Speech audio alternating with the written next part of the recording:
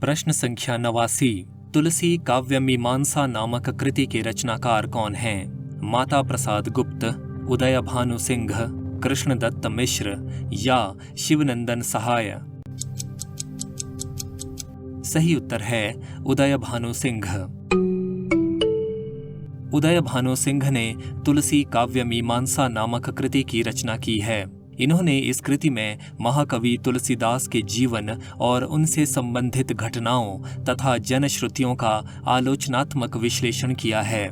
लेखक ने तर्क के आधार पर तुलसीदास जी से जुड़ी अनेक धारणाओं का खंडन किया है और कुछ धारणाओं को सत्य के निकट भी माना है। अनेक लेखकों के मतों और स्थापनाओं का विश्लेषण करने के बाद उदय भानु जी ने तुलसीदास जी के जीवन के संबंध में ये निष्कर्ष निकाले हैं।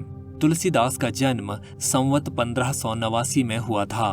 उनके जन्म स्थान के विषय में निश्चय पूर्वक कुछ नहीं कहा जा सकता। विवादग्रस्त स्थानों के विषय में इतना निश्चित और निर्विवाद है कि उन्होंने राजापुर, काशी और अयोध्या में निवास किया था। वे ब्राह्मण कुल में उत्पन्न हुए थे। उनके गोत्र आदि के विषय में कोई निश्चित बात नहीं कही जा सकती।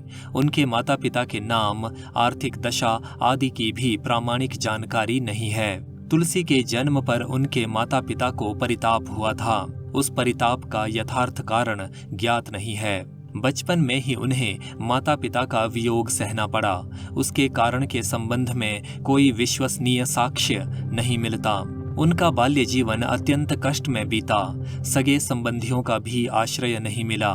दर दर की ठोकरें खानी पड़ी। भीख मांग मांग कर पेट पालना पड़ा। कभी हनुमान मंदिर की खोंची से जीवन निर्वाह किया।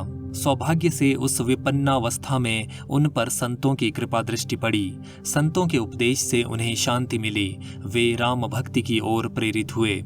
ईश्वर की कृपा से उन्हें आदर्श गुरु मिले। वे परम कृपालु, राम भक्त और प्रकांड पंडित थे। बाल्यावस्था में ही तुलसी ने सूकर खेत में उनके श्रीमुख से राम कथा बारंबार सुनी। उनके द्वारा कही गई कथा और प्रतिपादित राम भक्ति का तुलसी ने आगे चलकर अपने साहित्य में निबंधन किया।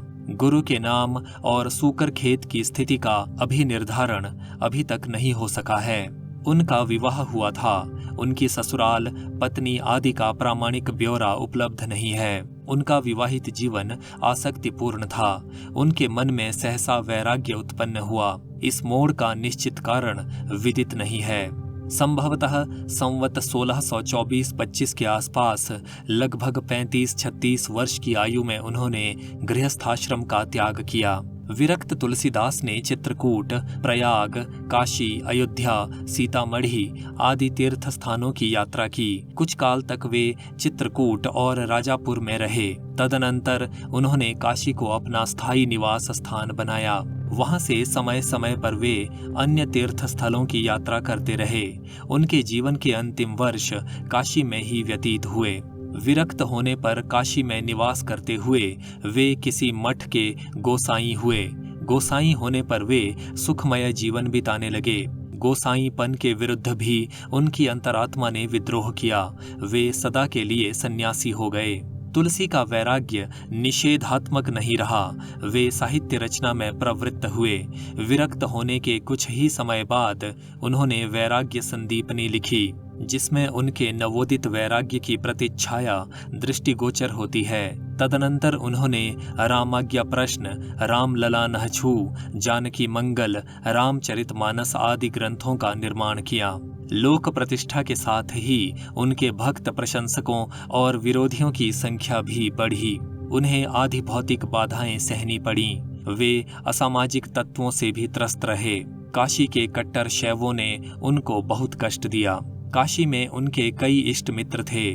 उनमें टोडर का नाम विशेष महत्वपूर्ण है। तुलसी ने उनके उत्तराधिकारियों में संवत 1669 में संपत्ति संबंधी समझौता कराया था। ये टोडर अकबर के मंत्री टोडरमल से भिन्न व्यक्ति थे। काशी के मेघा भगत वाल्मीकि रामायण के अनुसार रामलीला कराते थे। तुलसी ने रामचरितमानस के अनुसार रामलीला का प्रवर्तन किया। उनके द्वारा चलाई गई रामलीला का लोक में व्यापक प्रचार हुआ। उनकी वृद्धावस्था क्लेश में बीती। लगभग 80 वर्ष की आयु में उन्हें बाहु पीड़ा हुई। उन्हीं दिनों अकाल और महामारियों के कारण चारों ओर हाहाकार मच गया। इस लोक दुर्दशा से तुलसी को बड़ी व्यथा हुई, जिसकी मार्मिक व्यंजना कवितावली आदि में की गई है। ये संकट किसी प्रकार टले। अब उन्हें बाल तोड़ का भयंकर कष्ट हुआ। जर्जर शरीर विभिन्न रोगों से आक्रांत हो गया। बाहु पीड़ा भी फिर उभरी। सारा शरीर पीड़ामय हो गया। वे अंतिम समय तक स्वस्थ नहीं हो सके। संवत 1680 में श्रावण कृष्णा तृतीया को तुलसीदास का स्वर्गवास हुआ।